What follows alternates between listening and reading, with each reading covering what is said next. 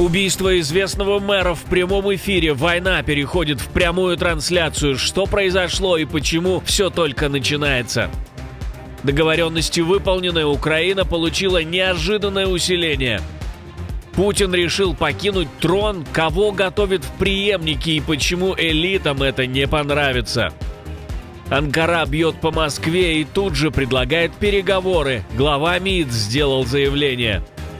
Российский паспорт как красная тряпка, без разбирательств по документам. Кому заблокируют деньги без предупреждения? Проверь свой счет. Об этих и других главных событиях утро понедельника, 3 ноября. Самые важные и срочные новости, эксклюзивные подробности. Вы смотрите информационный выпуск «Нехта». Оперативно о событиях в России, Беларуси, Украине и мире. Раньше и понятнее других. Все, что нужно знать сегодня.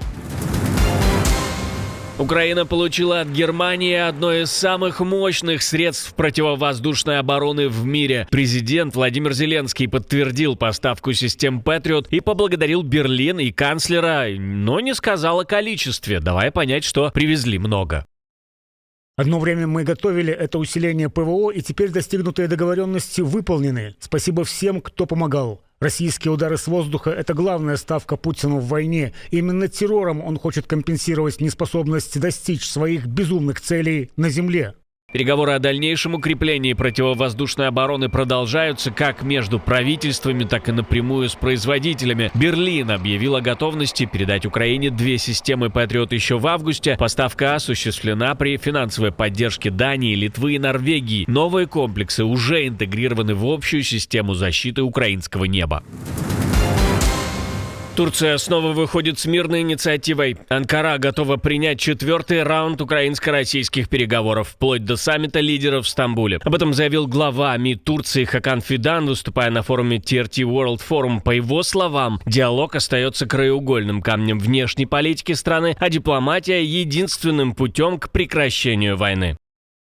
3 раунда переговоров между делегациями РФ и Украины в Стамбуле привели к ощутимым результатам, в частности, к обмену пленными и возобновлению прямого диалога между сторонами. Мы искренне верим, что дипломатия остается единственным путем к мирному разрешению кризиса в Украине. Министр при этом раскритиковал современную международную систему, заявив, что великие державы утрачивают способность обеспечивать стабильность, а глобальные институты перестали сдерживать страдания людей. Он также призвал к реформе Совбеза ООН. Вместо привилегий для избранных должна появиться структура, которая представляет интересы всех. Это была цитата. По сути, Турция вновь заявляет о себе как о редком игроке, способном говорить и с Москвой, и с Киевом, и при этом громко бросить вызов мировому порядку.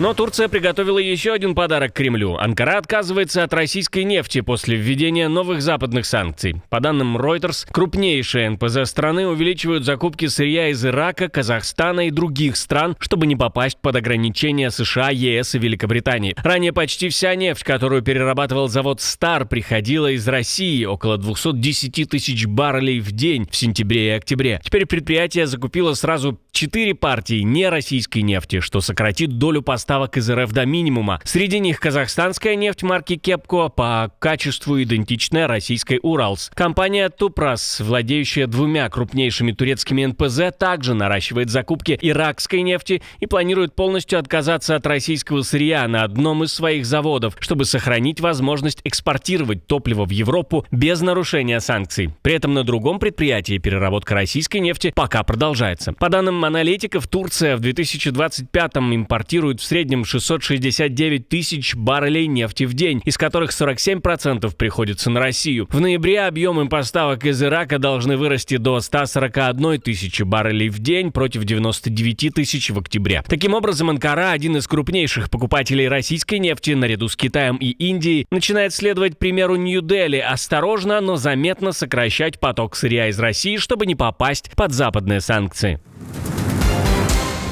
Еще одни двери закрываются для россиян. Крупная криптобиржа отказывается принимать их, по крайней мере, в Европе. Европейское подразделение Bybit уведомило клиентов с российскими паспортами, что прекращает обслуживание их аккаунтов в связи с требованиями законодательства. Под удар попадают даже те, кто живет в ЕС и имеет вид на жительство. Таким образом, биржа фактически присоединилась к санкционной линии Евросоюза. Аналогичные шаги недавно предпринял и интернет-банк Revolut, начав массово уведомлять россиян без европейского ВНЖ о закрытии счетов. В банке ссылаются на 19-й пакет санкций ЕС, принятый из-за войны России против Украины. Ранее Revolut позволял работать клиентам из РФ при наличии европейского разрешения на проживание или долгосрочной визы категории D, но теперь правила ужесточены. Криптобиржи и финтех-платформы одна за другой подстраиваются под новые ограничения, и даже те россияне, кто давно живет в Европе, рискуют остаться без доступа к своим деньгам. Владимир Путин намерен остаться у власти до 2050 года и, возможно, готовит себе преемника в семье. Как утверждает издание Daily Star, 73-летний диктатор якобы хочет править до 97 лет, а затем передать власть своему сыну Ивану, которому сейчас 10. К тому времени ему будет 35, возраст, с которого можно баллотироваться в президенты. По нынешней конституции, переписанной в 2020 году с обнулением сроков, Путин может оставаться у власти до 2036 года, то есть до 83 лет. Но в окружении, по данным источников, обсуждают и более долгую игру. За годы правления Путин уже превзошел по продолжительности Пиночета, Ким Чен Ира и Чаушеску. Если дотянет до 2050-го, то обгонит даже Каддафи, Ким Ир Сена и Фиделя Кастро и станет самым долговечным правителем России со времен Ивана Грозного, державшего трон полвека. Источники британских изданий утверждают, что команда Путина активно ищет способы продлить жизнь лидеру. В проекте, который курирует 77-летний Михаил Ковальчук, участвует и старшая дочь Путина, эндокринолог Мария Воронцова. Министерству здравоохранения, по данным The Times, было поручено собрать все доступные разработки по борьбе со старением. Если верить этим публикациям, Кремль строит планы не просто на десятилетия, а на биологическое бессмертие. Новый рекорд на границе, небывалый миграционный всплеск. Режим Лукашенко снова гонит людей в Европу. В октябре пограничники зафиксировали 275 попыток незаконного перехода из Беларуси в Литву, а это максимум за полгода. Почти половина произошла всего за 5 дней, когда Вильнюс временно закрыл границу после атак беспилотников с контрабандными сигаретами, сообщает издание «Позерк». С начала 2025 года литовцы уже остановили более 41 тысячи нарушителей. Это на 20% больше, чем за тот же период в прошлом году. Вильнюс убежден, поток мигрантов координируется белорусскими спецслужбами и используется Минском как инструмент гибридного давления на Евросоюз. Фотографии и видео с границы показывают, как группы мигрантов пытаются прорваться через заграждение, и все под контролем режима, который снова делает людей оружием.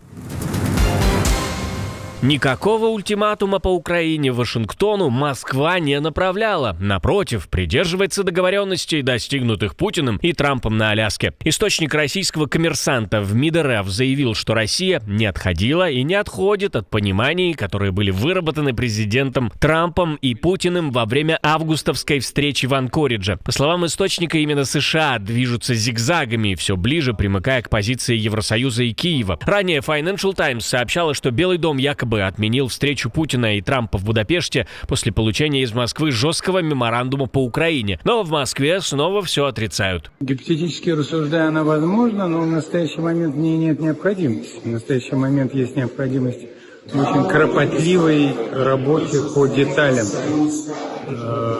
проблемы урегулирования. В Кремле утверждают, что отправили в США только предложение по развитию отношений еще до телефонного разговора Путина и Трампа 16 октября, во время которого как раз и договорились встретиться в Будапеште. Российская сторона настаивает, документ отражал договоренности, достигнутые на Аляске, и не содержал никаких ужесточений. Срыв встречи, говорят в Москве, исключительно решение и вина Вашингтона. Верим Москве в этот раз или нет? Пишите в комментарии, как относитесь к этому вы.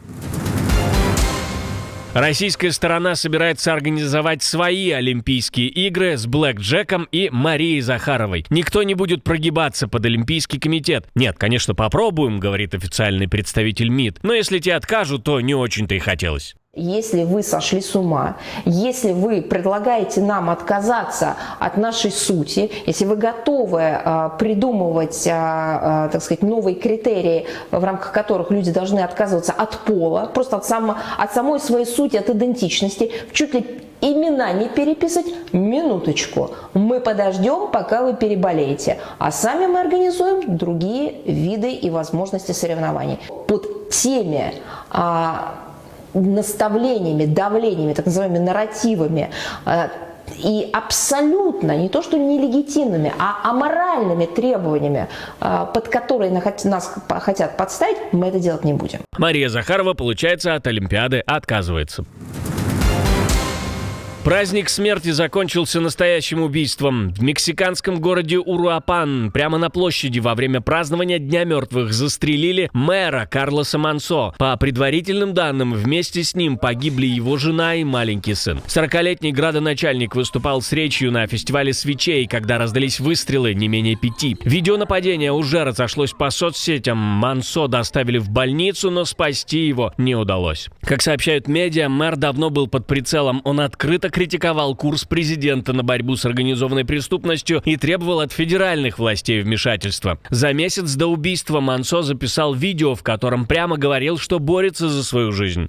Главный враг мэра – картель «Новое поколение Халиско», крупнейшая и самая агрессивная группировка страны. Летом полиция задержала одного из местных лидеров банды, и именно после этого, по словам окружения Мансо, угрозы усилились. Власти штата Мичоакан сообщили, что задержаны 2 подозреваемых и еще один нападавший убит. Тем временем в Уруапане начинаются массовые протесты. Люди выходят на улицы, обвиняя власти в том, что они бросили город на произвол картелей. Мальдивы стали первой страной в мире, которая решила стереть табак из будущего. Буквально. Продажа и употребление сигарет и любых табачных изделий запрещены всем, кто родился после 1 января 2007 года. Под запрет попадают не только местные жители, но и туристы. Таким образом, власти вводят так называемое поколение без табака, шаг, который должен навсегда избавить от сигарет на островах. В правительстве заявляют, что цель проста – сделать Мальдивы первой бездымной страной планеты. Теперь даже взрослеющее поколение мальдивцев больше никогда не сможет легально купить сигареты. Страна превращает борьбу с курением в эксперимент глобального масштаба. Отдельное спасибо, что досмотрели до конца. Спасибо за ваше доверие. Жду развернутых комментариев, лайков и репостов. Это важно, чтобы нас становилось больше. На этом пока все. До новых встреч и хороших вам новостей.